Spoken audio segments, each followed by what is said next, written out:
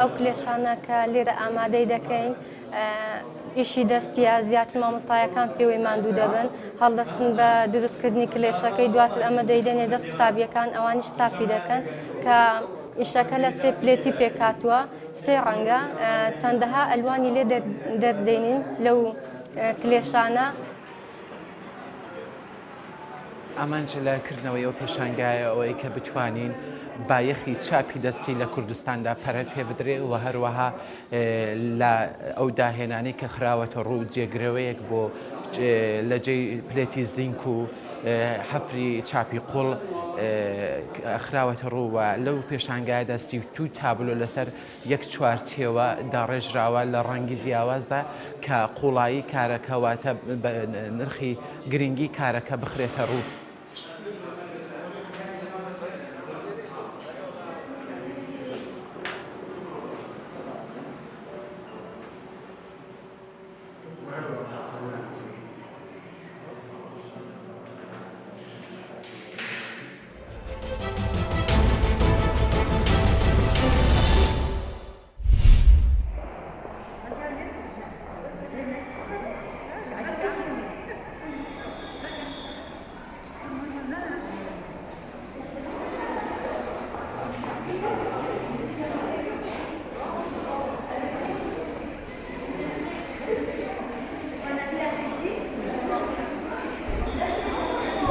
يعني هديما مدرسة جديدة مجموعة مدرسة بوشتنا جديدة ويعني هميش يعني بس ياخذ بيجين كسر بلنديش فيري بتشين وناجح بين ويعني أفخون دونه يجي يعني ما قالك مفاوش جديدي نسكا كلو يعني قالك بمخوش أبو جاري ماشي باش أبو ماشي بس حتى ماشي باش.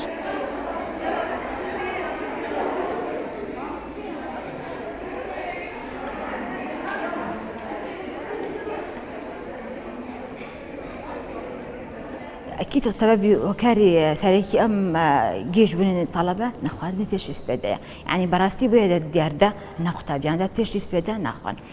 إيمش كستافي خطاب خانة كمبون مانكركا وكو هنجاوي وكو تشجعك فترة أزمن أم هنجاوب كين بركو خطابي يعني استفادة اللي بكا ويابو أزمن عندك باش بيت.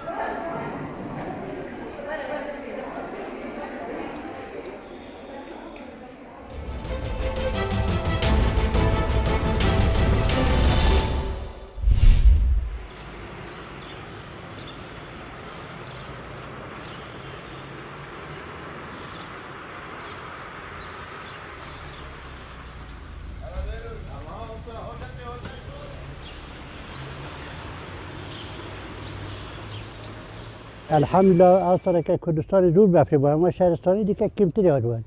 اما نوکه عمل دزامرگارن الحمد لله وی شوی دیگه بفرک زور چاکی باری بفرش بومه اگه باری الحمد لله آوید مدی زیده بن حاصل مدی زیده بیتن زور منفعت بومه.